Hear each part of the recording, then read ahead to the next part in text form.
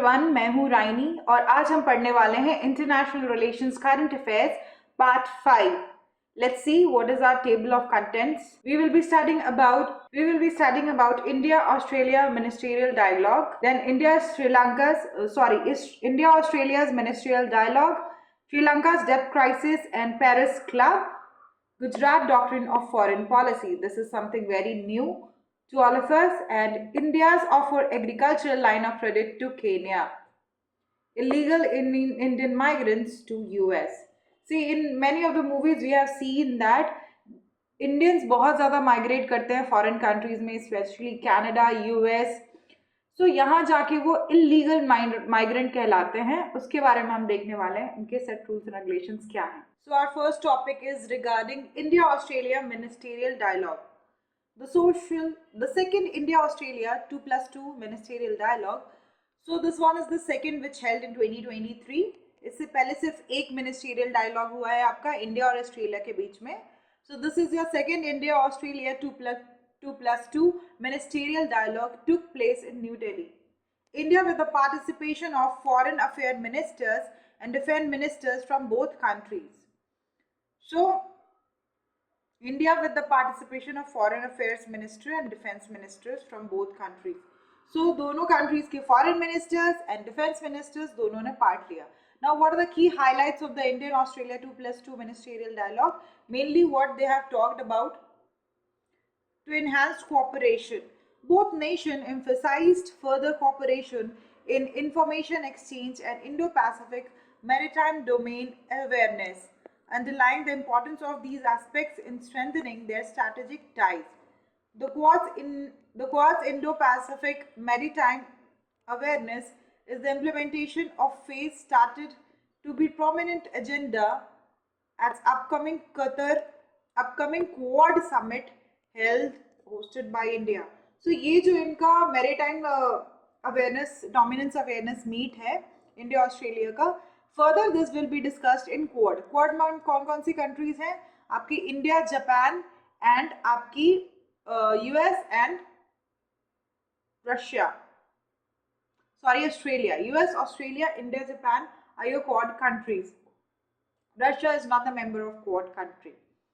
So implementing arrangements, both sides discussed the implementing arrangements on hydrographic cooperation and cooperation from air to air refueling. So air to air refueling में क्या होता है ना, आपको नीचे नहीं उतरने की जरूरत पड़ेगी. आपकी मान लीजिए आपको अपने उसको फ्यूल करना है, ठीक है, एरोप्लेन. आपको क्या करना है, आपको फ्यूल करना है अपने जो है आपके एयरप्लेन्स को. तो आप एयर मोड में ही कर सकते हो, आप एयर में रहोगे तभी ही कर सकते हो. So this kind of cooperation, air to air refuelling, signalling a step towards concrete collaboration in defence area.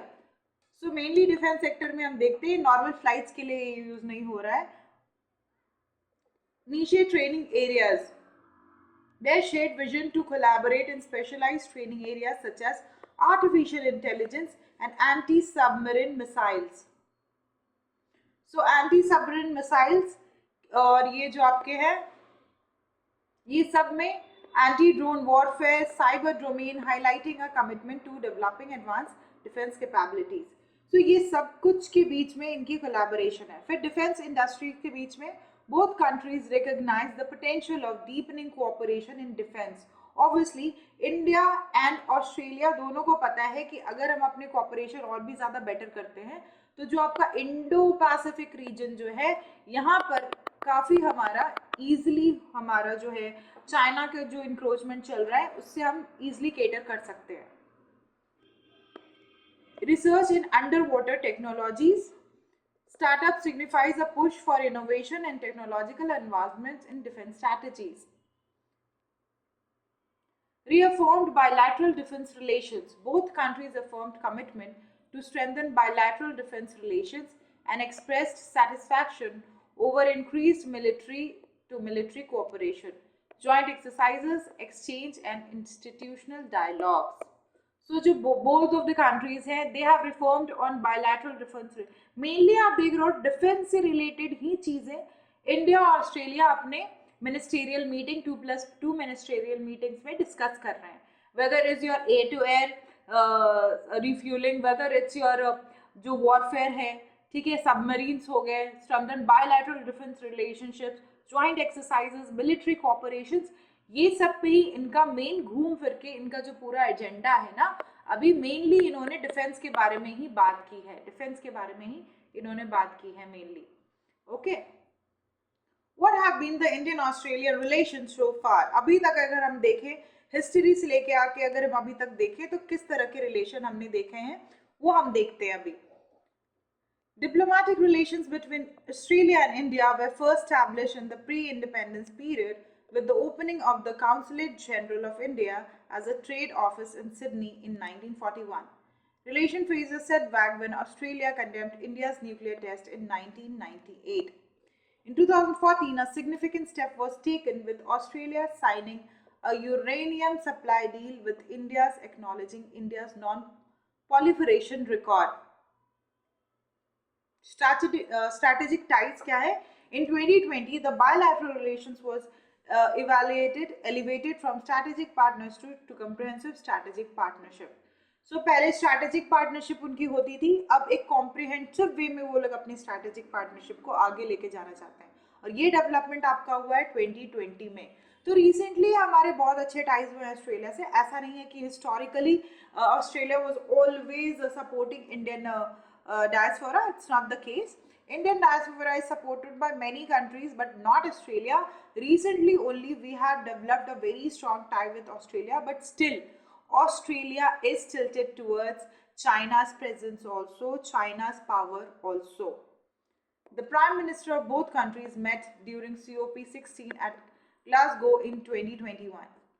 High-level engagements and ministerial visits occur in 2022 and 2023, including the second India-Australia Virtual Summit. So there was high-level engagement and ministerial visits in 2022.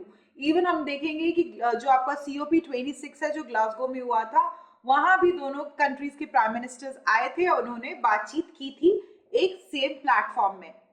Defence cooperation जो हमारा 2+2 ministerial dialogue है, ये आप इसको ना हल्के पे नहीं लेना, क्योंकि इस तरह के जो डील्स है ना, ये आपके PSIR ऑप्शनल में भी बहुत ज़्यादा इंपॉर्टेंट हैं। मेंस पॉइंट ऑफ व्यू में आपके PSIR ऑप्शनल में भी 2+2 मिनिस्टेरियल डायलॉग भी आपके लिए इंपॉर्टेंट है। And the deputy prime minister and defence minister of Australia visited India in June 2022. The Mutual Logistics Support Agreement was signed during the virtual summit in June 2020 to enhance defense cooperation.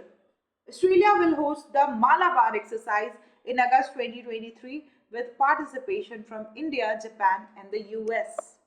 So आप देखोगे कि Malabar exercise भी India कर रहा है Australia के साथ मिलके, और इसकी जो हमारी है with participation of India, Japan and US. So Malabar exercise में पहले सिर्फ और सिर्फ इंडिया एंड आपके ऑस्ट्रेलिया या यूएस थे, अब वहाँ पर ऑस्ट्रेलिया भी है, जापान भी है। मालाबार एक्सरसाइज के बारे में हम अपने पिछले जो हमारे आईआर के टॉपिक्स थे उसमें हमने पढ़ा था। मालाबार एक्सरसाइज में अभी आपके 4 मेंबर कंट्रीज हैं, इंडिया है, जापान है, Australia and US. So they will be focusing on the Indo-Pacific region, students. Now the China factor. China factor is a very big factor when it comes to India, when it comes to Japan, when it comes to other ASEAN countries who are actually वो लोग प्रताड़ित हो चुके हैं China से, ठीक है? They have seen the damage. So what's the China factor here? Strained Australia-China ties, including issues like the ban on Hawaii and calls for COVID-19 origin inquiry, has led to trade barriers in several ministerial contacts. India faces China's aggressions along the border, contributing to shared concerns between India and Australia. So हमने अभी बात की थी कि Australia China का कुछ soft factor है। Actually ये सॉफ्ट फैक्टर पहले हुआ करता था, बट रिसेंटली आफ्टर कोविड हमें ये देखने को मिल रहा है कि Australia is also tilting away from China. Australia is also taking it back it's step, and Australia is also like, Australia को भी अभी समझ में आ गया है कि हमें इस तरह का आपका ऑस्ट्रेलिया का मैप है, ठीक है? और यहाँ पर आप देखोगे ऑस्ट्रेलिया और चाइना जो है आपका इसमें नहीं बन रही है आपकी, ठीक है? सो इंडिया चाइना की जैसी हालत है, उतनी ज़्यादा तो स्ट्राइक्स खराब नहीं है चाइना और ऑस्ट्रेलिया के बीच में, but still there is nothing hunky dory happening there, there is not everything flowery there. So इस तरह के कंसर्न्स ऑस्ट्रेलिया भी प्रेजेंट कर रहा है, यूएस भी कर रहा है, जापान भी कर रहा है और इंडिया भी कर रहा है, और इसीलिए हमारा ये क्वाड फॉर्मेशन हुआ है। क्वाड जो हमारा एक ग्रुपिंग है, क्वाड क्या फैसिलिटेट करता है कि जो भी कंट्रीज इंडो पैसिफिक रीजन में एकजुटता होकर काम करनी चाहती है, उन्हें एक्टिवली एक दूसरे के साथ पार्टिसिपेट करना चाहिए। सो यहाँ पे कौन कौन सी कंट्रीज है क्वाड में आपकी? Again your India, Australia, US and Japan. Then there are multilateral cooperations also between India and Australia. What are those? Then Indian Ocean Rim Association में दोनों हैं, ASEAN Region Forum में है, Asia Pacific Partnership on Climate and Clean Development, cooperating as members of 5 interested parties. Then Australia supports India's membership in Asia Pacific Economic Cooperation. So APEC में भी जो membership है वो चाहता है ऑस्ट्रेलिया कि हाँ भाई इंडिया को भी एशिया पैसिफिक इकोनॉमिक फोरम में मेंबरशिप मिल जाए, और बाकी की भी जहाँ पे जो फोरम है साथ ही साथ इंडिया ऑस्ट्रेलिया दोनों में पार्ट ले रहे हैं, दोनों ही इंटरेस्टेड है इक्वली ये सारी रीजनल पार्टीज में, रीजनल ऑर्गेनाइजेशंस में पार्ट लेने के लिए। Economic cooperation trade agreement, the first free trade agreement. So economic trade में हमने देखा है there is a partnership between India and Australia in this as well. Immediate reduction of duty on significant exports and zero duty on substantive portion of bilateral trade. ये एक बहुत अच्छा achievement है जिसमें आपको देख रहे हैं कि एक्सपोर्ट ड्यूटी में काफी रिडक्शन देखने को मिली है। Supply chain resilience initiative with Japan aiming to enhance supply chain resilience in the Indo-Pacific region. So Japan के साथ भी हमने supply chain resilience initiative start किया है ताकि हमारे जो इंडो पैसिफिक रीजन में हम जो ट्रेड कर सके, बायलैटरल ट्रेड्स जो हम कर रहे हैं कंट्रीज के साथ, वो और भी इजीली कर सके। Cooperation of clean energy, on February 2022 a letter of intent on new and renewable energy was signed for cooperating in reducing the cost of renewable energy technologies. Australia committed Australian dollars 10 million of Pacific Island countries under the International Solar Alliance. So Australia ने 10 million जो dollars हैं, Australian currencies जो है वो 10 million देने की बात की है आपकी इंटरनेशनल सोलार अलायंस में, जिसमें इंडिया एक बहुत बड़ा योगदान प्रदान करता है। इंडिया और ऑस्ट्रेलिया दोनों ही इंटरनेशनल सोलार अलायंस में बहुत ही ज़्यादा एक्टिव हैं।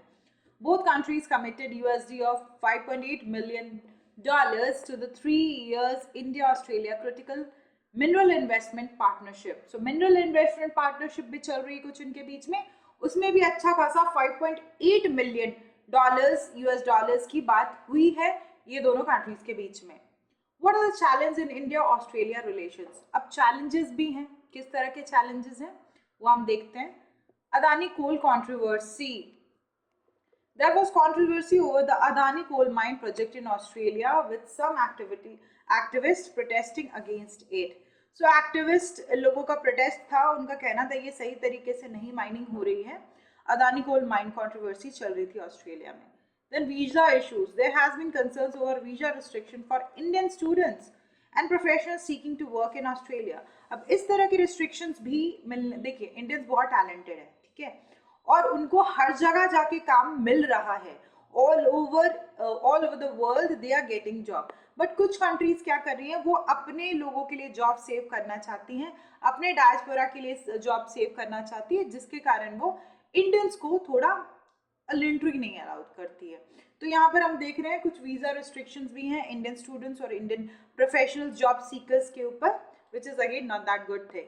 वायलेंस विद इंडियन डायस्पोरा, हमने देखा है वायलेंस भी हुआ है, ठीक है, खालिस्तान के नाम से वहां पर उनके ऊपर वायलेंस भी हुआ है, which is again not giving a good intentions from Australian side.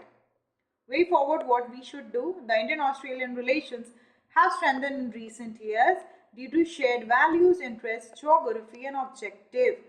Both countries envision a free, open and inclusive, rule-based Indo-Pacific region. दोनों को rule-based Indo-Pacific region चाहिए। जो इंडो पैसिफिक रीजन है वहां पर गुंडा राज नहीं होना चाहिए, वहां चाइना राज नहीं होना चाहिए, वहां किसी एक कंट्री की मोनोपोली नहीं होनी चाहिए। ठीक है, दोनों का यही कहना है, रूल बेस्ड ऑर्डर से आपका इंडो पैसिफिक रीजन चलना चाहिए। Renewed relationship between India and Australia through initiatives such as India-Australia bilateral summits gives an opportunity to further strengthen the ties between the two countries and strengthen the Indo-Pacific region as well. Next topic जो हम देखने वाले हैं वो है Sri Lanka depth crisis and Paris club.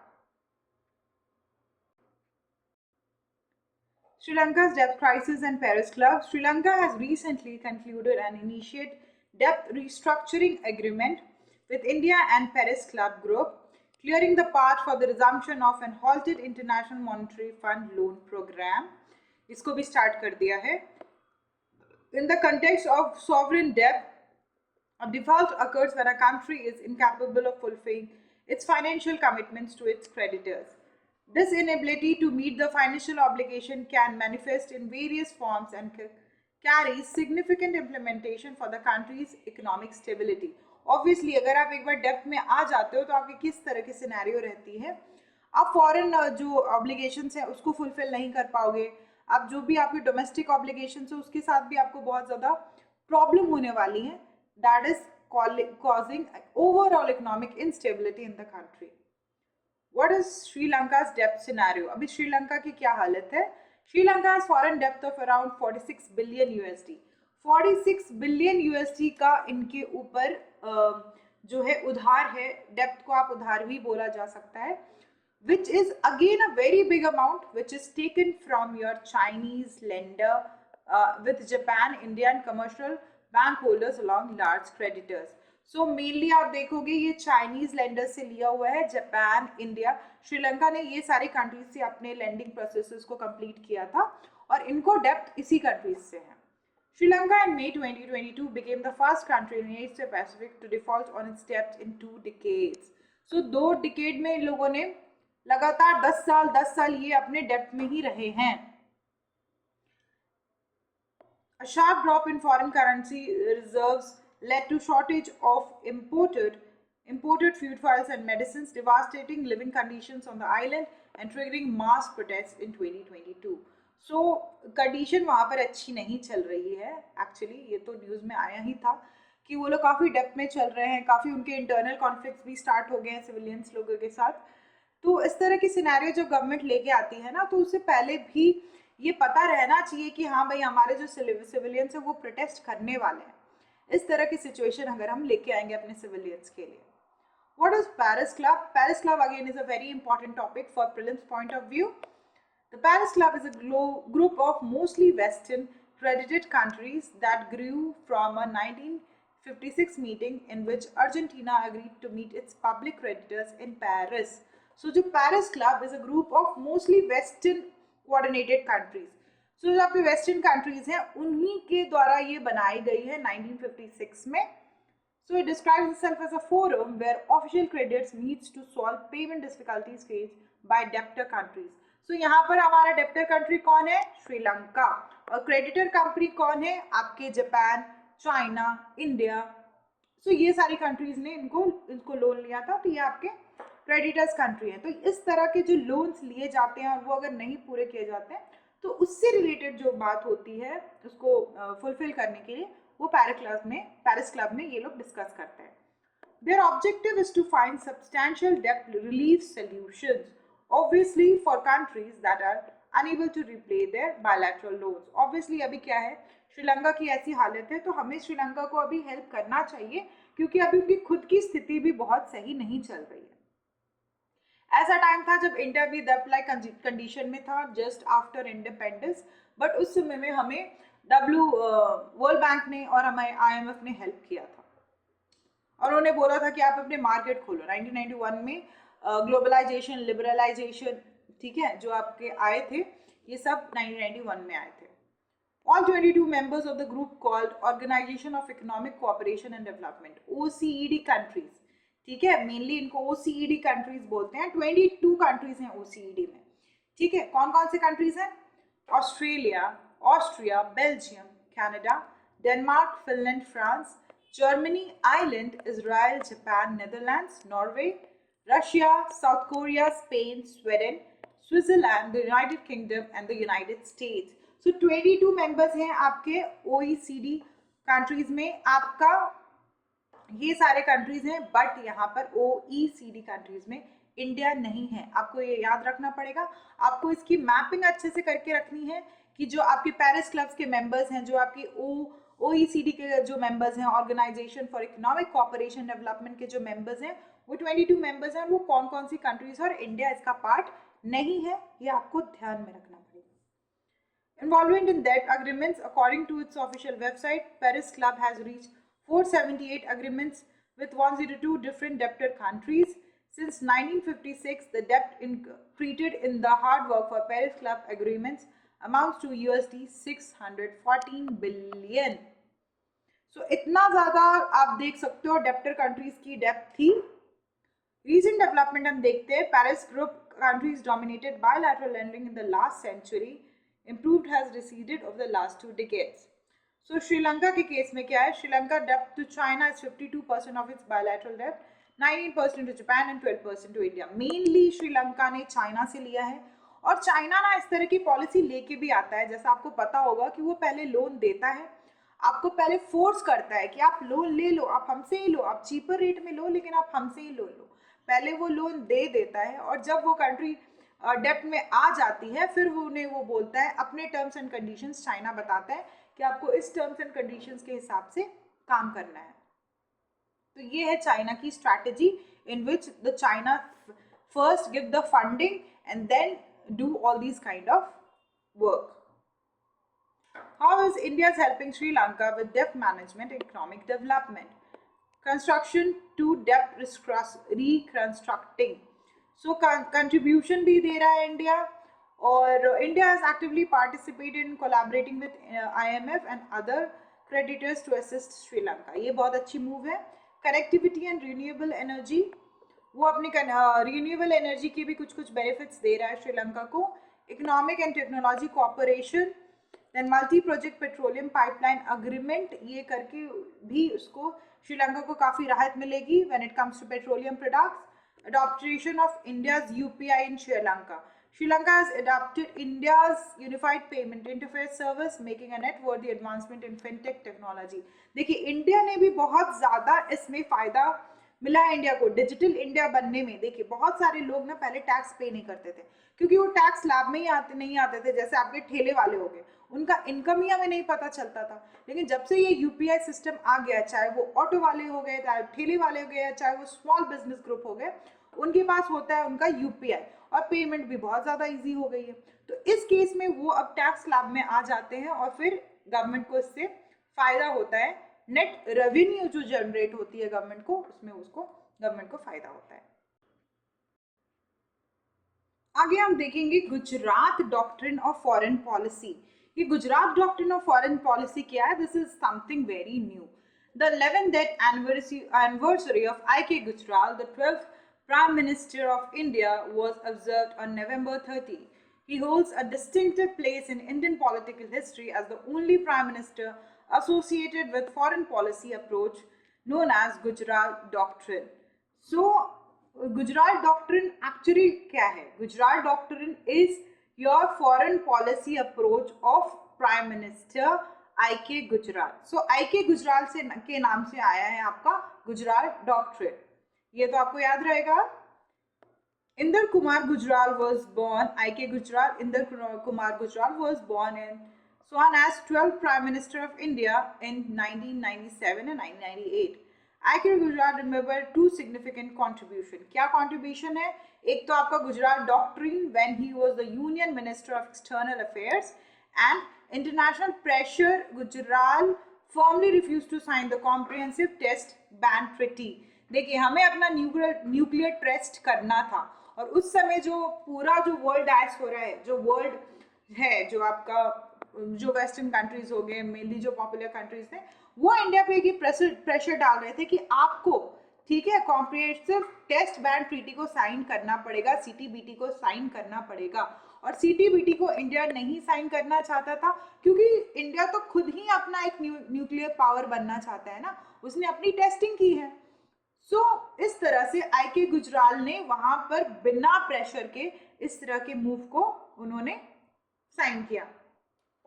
The Gujral Doctrine, articulated during a speech at Cathedral House in London in September 1996, outlined India's approach towards its neighboring countries, encapsulating 5 fundamental principles. So, India surrounded neighbors like Nepal, Bangladesh, Bhutan, Maldives, Sri Lanka could not seek reciprocity but rather offer assistance wholeheartedly, guided by goodwill and trust. So, अपने neighbors से ना क्या हो रहा था उस समय में, गुजराल डॉक्ट्रिन में हमारी ये कहना था कि हम जो हमारे नेबर कंट्रीज उनसे हेल्प तो नहीं ले पा रहे हैं, बट उनको ही हम दिल खोल के उनकी मदद कर रहे हैं। Wholeheartedly we are like giving them assistance. हमें पता है कि हमें उनसे ज़्यादा हेल्प नहीं मिलने वाला है, क्योंकि वो small countries, low income group countries हैं, उनसे हमें ज़्यादा हेल्प नहीं मिलने वाली, बट स्टिल हमने उनकी मदद की, क्योंकि हमें पता है कि neighbours are our best friends. South Asian nations would not tolerate the use of their territory to harm the interest of other countries in the region. None of the South Asian countries would interfere in the internal affairs of another. All South Asian countries must respect each other's territory. तो ये कहना था उनका कि जो south Asian countries उनको एकजुट होकर काम करना है। ठीक है, इंडिया तो सबको हेल्प कर ही रहा है, इंडिया है आपकी, और इंडिया की जो बॉर्डरिंग कंट्रीज हैं यहाँ पर श्रीलंका, मालदीव्स, अफगानिस्तान, बांग्लादेश, भूटान, नेपाल, म्यांमार, ये सबको तो इंडिया हेल्प कर ही रहा है। तो साउथ एशियन रीजन में हमें इस तरह की कोऑपरेशन को मेंटेन करना है। तो Gujral doctrine asserted that India gives its substantial size and population naturally assumed a key role in South Asia. So given that इसकी जो इंडिया की पॉपुलेशन और इंडिया की जो साउथ एशिया में पकड़ है वो ज़्यादा है, इसलिए भी है क्योंकि इंडिया की पॉपुलेशन ज़्यादा है, इंडिया का डायस्पोरा ज़्यादा है, और इंडिया की डेवलपमेंट भी as compare to South Asian region में ज़्यादा है, इसीलिए इंडिया को इस तरह का स्टैंड लेना पड़ेगा। To enhance its standing and reputation, the doctrine advocated adopting a non-dominant approach towards smaller neighboring countries. हमें dominant नहीं होना है कभी भी smaller countries में। Smaller countries हैं, ठीक हैं, उनको हमें सहयोग देना, उन्हें हमें सहायता देनी है, उन्हें dominate नहीं करना है। ये इनके डॉक्ट्रिन में बहुत क्लियरली लिखा हुआ है। How successful was the Gujaral Doctrine? Gujaral approach in foreign policy helped strengthen trust and cooperation in India's neighborhood. Obviously, अभी जो हमारी PM मोदी जी की गवर्नमेंट जो फिर से लेके आ रही है नेबरहुड फर्स्ट पॉलिसी, उसमें यही जो आपके नेबरहुड कंट्रीज हैं इनके साथ हमें टाइज स्ट्रेंथन करने हैं, जो बीच में थोड़े चाइना के एंट्री के कारण थोड़ा से डिस्प्यूटेड हो गए थे। In 1988, the negotiation failed due to inflexibility on both sides. The resolution of water sharing disputes with Bangladesh came in just 3 months in 1996-97. India has obtained Bhutanese approval for a canal project to increase water flow in the Ganga. So इस तरह के जितने भी commitments थे वो India ने किए थे उस समय में। What are the criticism of Gujaral Doctrine? Lenient approach towards Pakistan, security concerns. So security हम लोग बहुत ज़्यादा lenient हो गए थे पाकिस्तान को लेके, वो हमारे लिए एक सही इंस्टेंस नहीं था। Failure to address bilateral issues भी काफ़ी थे आपके, ठीक है, issues like territorial disputes, cross border terrorism, domestic opposition. तो कुछ डोमेस्टिक जो हमारे ऑपोजिशंस भी आ रहे थे, हमारे सिटीजन्स ये बोल रहे थे कि हमें इस तरह की अप्रोच नहीं रखनी है, ठीक है, हमें गुजराल डॉक्ट्रिन को और भी बढ़ावा नहीं देना है, तो इस तरह के अप्रोच भी आ रहे थे। Way forward, balancing idealism and realism is a move. देखिए तभी हम लोग बहुत आइडियलिज्म की तरफ जा चुके थे, वो आइडियलिस्टिक अप्रोच हमने अपनाया था, अब हमें थोड़ा रियलिस्टिक होकर अपने नेबर्स को डील करना पड़ेगा। Okay, comprehensive conflict resolution, adapting to evolving threats, strengthening regional alliances. ठीक है, building on the positive aspects of Gujaral Doctrine, India should continue strengthening regional alliances and cooperation for mutual benefits. So Gujaral Doctrine को हमें साथ में रखते हुए हमारे regional ties जो हैं उसे realistic way में, not an idealistic way, realistic way में हमें इसे और strengthen करना है। Public diplomacy and domestic consensus, in crafting foreign policies, fostering domestic consensus. India offers agricultural link of credit to Kenya. So Kenya को एक बहुत ही अच्छा लिंक ऑफ क्रेडिट हम लोग प्रोवाइड करने वाले हैं. देखते हैं एक्चुअल कंटेक्स्ट क्या कहता है. In recent visit by Kenya's president to India, India announced a US dollar 250 million line of credit. So आप देख रहे हो 250 million line of USD dollar की लाइन ऑफ क्रेडिट हम दे रहे हैं केन्या को. अब लाइन ऑफ क्रेडिट क्या है, हमने पिछले अपने जो हमारे सेशन से उसमें हमने डिस्कस किया था. लाइन ऑफ क्रेडिट अप्रोच में क्या होता है, आपको एक फिक्स्ड अमाउंट की परमिशन दे दी जाती है कि जो आप बोरो कर सकते हो, और वो आप कभी भी बोरो कर सकते हो. जब भी आपको जरूरत हो तब आप उसे बोरो कर सकते हो. The borrower can withdraw funds as necessary up to established limit. Once repaid, the funds become available for borrowing again, making it a flexible financing arrangement. एक बार जो आपने बोरो किया, आप पहले उसे पे कर दो, उसके बाद फिर से आप बोरो कर सकते हो. What are the key highlights of recent visit of Kenya's president? So अभी केन्या प्रेसिडेंट ने हमारे यहाँ विजिट की थी, उसकी विजिट की मीटिंग्स में हम देखते हैं. India and Kenya signed 5 pacts providing for cooperation in a range of areas, including sports, education, digital solution, unveiled a joint vision document to scale up maritime engagement in India-Ocean region. India also raised the issue of 2 Indian nationals who went missing in East African country last year. Both sides agreed to strengthen bilateral ties in the field of defense, trade, energy, digital public infrastructure and healthcare. दोनों ने इस तरह के field में काम करना शुरू कर दिया है. बायलैटरल टाइज को और भी ज्यादा स्ट्रेंथन करने की कोशिश शुरू कर दी है. Both sides deliberated on defense cooperation and emphasized on military exercises, capacity building and defense industries. और भी एग्रीकल्चर, मैन्युफैक्चरिंग, फार्मास्यूटिकल, सब इन अ वे आप देख सकते हो बहुत सारे फील्ड्स में ये दोनों कंट्री के बीच में कोऑपरेशन हुई है. What are the key points related to Kenya? Kenya is situated in East Africa and characterized by a landscape that ascends from a low coastal plain along the Indian Ocean to mountains and plateaus at its center. Its strategic location between the Indian Ocean and Lake Victoria. यहाँ पर आपको mapping में देखना होगा कि Kenya कहाँ situated है, उसके आसपास कौन से लेक्स प्रेजेंट हैं, ये सब आपको देखना पड़ेगा. Has historically facilitated trade and travels, attracting people from various regions of Africa and Middle East. This has contributed to a rich and diverse culture with numerous ethnic groups and languages. The Turkana Basin in Kenya is notable for yielding the bones of one of the earliest human ancestors ever discovered. Lake Turkana, the largest desert lake globally, is part of Omo Turkana Basin. ये सारा कुछ आपको mapping में अभी आज ही जाके आपको इसकी मैपिंग में ये सारी चीजें जो हमने डिस्कस की हैं, ये सारे हाईलाइटेड पॉइंट्स को आपको मैप में देखना है, अफ्रीका के मैप में, और इसको आपको मार्क करना है. Additionally, Nairobi, the capital of Kenya, serves as the headquarters of UN Habitat and the UN Nation Office. So Nairobi भी एक important point है क्योंकि UN Habitat का ये हेड ऑफिस है. So अगर हम हमारी टाइज केन्या के साथ अच्छी रहेगी तो हम ये सारे अप्रोच में भी आगे बढ़ सकते हैं. नेक्स्ट जो हमारा टॉपिक है वो है रिलेटेड टू हमारे illegal Indian migrations to US. हमने बहुत सारे मूवीज में देखा है कि इस तरह की सिनेरियो हमें दिखाई जाती है. आज देखते हैं कंटेक्स्ट क्या है. The recent incidents where 103 Indians were forcibly returned after being detained as a French airport shed light on growing issues of illegal migrants from India. Migrants from India बहुत ज़्यादा एक इशू हो चुका है फॉरेन कंट्रीज के लिए, not only to US but also France and rest of the countries. Increasing illegal migrants numbers. According to the latest US Customs and Border Protection data, from November 2022, there are up to 96,000, almost up to 97,000 Indians were arrested while crossing illegally to the US. 97,000 Indians आप देख रहे हो कितने ज़्यादा तादाद में Indians आपके illegally पाए जाते हैं क्रॉस बॉर्डर केस में. उसमें तो बहुत सारे लोग तो अरेस्ट हो जाते हैं, बहुत सारे लोग तो पकड़ाते भी नहीं है, वो पास कर जाते हैं.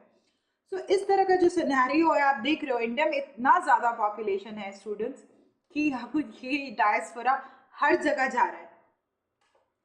In 2019-20, 19,000 Indians were apprehended. In 2021, up to 30,000 Indians were arrested. और इस 2022 में तो रिकॉर्ड ही पूरा क्रॉस हो गया. It was 63,000 Indians trying to cross border. What is donkey route used by illegal migrants? Donkey route is a keyword here, and you have to remember why this keyword is used. This keyword is getting used in your application of illegal migrants from India to US. ये channel जो है यहाँ पर आपको इसे donkey route बोला जाता है. The phenomena of illegal migration from India is often referred to as taking the donkey routes. The term denotes the methods in which migrants navigate through countries in lenient visa policies to reach their desired destination, primarily US, UK, Canada and European Union. So ये जो इनकी visa बनती है ना, वो बहुत ज़्यादा full proof visa नहीं रहती है. ठीक है, ये फुल बिना प्रॉपर वीजा के या वीजा बन भी जाती है और फिर वीजा उनके पास आउट हो जाते हैं, फिर भी वो वहाँ पर रहते हैं. तो इस तरह की जो इलीगल माइग्रेशन, इसे डंकी रूट टेकिंग माइग्रेशन बोलते हैं. Illegal migrants may resort to perilous methods to cross borders, including traversing dense forest inhabited by wild animals and criminal gangs. So movies में जो दिखाया जाता था वो सही बात है. ये जो फॉरेस्ट एरिया को क्रॉस करके जाते हैं, ट्रैवल, फिर ये सब जीरो टेम्परेचर वाले एरिया को ट्रैवल करके जाते हैं. ठीक है, कौन सी तो अभी एक मूवी आई थी, ठीक है, जिसमें वो हीरो था आपके किनके तो भाई थे वो, ठीक है, I am not getting the name. ठीक है, विकी कौशल के भाई थे, उन्होंने इस तरह की मूवी बनाई थी. उसमें उन्होंने बॉर्डर क्रॉस करके ये पहुंचे थे कनाडा समवेयर. सो वो हमने देखा है. For entering Europe, a common route used by illegal migrants involves exploiting Siberia's visa-free region for Indians. तो साइबेरिया का जो रीजन है, ठीक है, वो यूएस के साथ कहीं ना कहीं, ठीक है, ये आपका साइबेरिया रीजन है, इसको पूरा पास करके वो कोशिश करते हैं यहाँ पर आने के लिए. बहुत एक छोटा सा आपको देखोगे साइबेरिया और यूएस वाला जो रीजन है, बहुत छोटा सा आपका एक वाटर पैसेज है. ठीक है, तो साइबेरिया जो रीजन है, उस रीजन में वीजा फ्री रीजन है, उसमें इंडियन से वीजा नहीं मांगते हैं. They create fake travel histories to enter Siberia and then proceed to Australia, Hungary, Romania and ultimately reach to Italy and France. So ये रूट को भी आप अपने मैप में ड्रॉ कर लेना कि इतनी मेहनत करके जो इंडियंस जाते हैं, ये रूट क्या है. ठीक है, कैसे ये यूरोप में एंट्री मारते हैं, वो भी आप देख लेना. What are the factors propelling illegal migration from India? Agrarian districts, obviously हमारे यहाँ जो एग्रीकल्चर है, जो हमारे यहाँ फार्मर्स हैं, वो बहुत ही ज़्यादा डिस्ट्रेस में रहते हैं. Youth unemployment, economic hardship, limited education opportunities, social pressure, ineffective government policies, ये सारी चीज़ें हमारी ट्रैफिकिंग, रैकेट्स एंड एक्सप्लॉयटेशन, ये सारी चीज़ें हमारे इंडिया में हो रही हैं और ये बहुत ज़्यादा तादाद में हो रही हैं, जिसके कारण इंडियंस को एम्प्लॉयमेंट मिल नहीं रहा है. पॉपुलेशन बहुत ज़्यादा है हमारी कंट्री की, बट हम अपने डायस्पोरा को, हम अपने जो डेमोग्राफिक डिविडेंड को अच्छे से यूटिलाइज नहीं कर पा रहे हैं. What should be the way forward? To address the multifaceted challenge of illegal migrants from India, the following measures should be considered. Agricultural reforms आने चाहिए, जैसे हमारा पीएम किसान स्कीम हम देखने को मिल रहा है. जॉब क्रिएशन, अभी ऑलरेडी मनरेगा है अनस्किल्ड वर्कर्स के लिए, बट और भी तरह की चीज़ें लानी होगी. एजुकेशन एंड स्किल डेवलपमेंट हमने देखा है बहुत सारा, इसके लिए गवर्नमेंट काम कर रही है, बट वो धीरे धीरे अप्रोच आने वाली है आपको. Social welfare programmes, international collaboration with countries like US, Europe and other countries. By implementing these targets, interventions, India can work towards a more sustainable and inclusive process future. So आज के लिए इतना ही. Next topic के साथ हम आएंगे, फिर से मिलते हैं. Till then, good night, have a good day.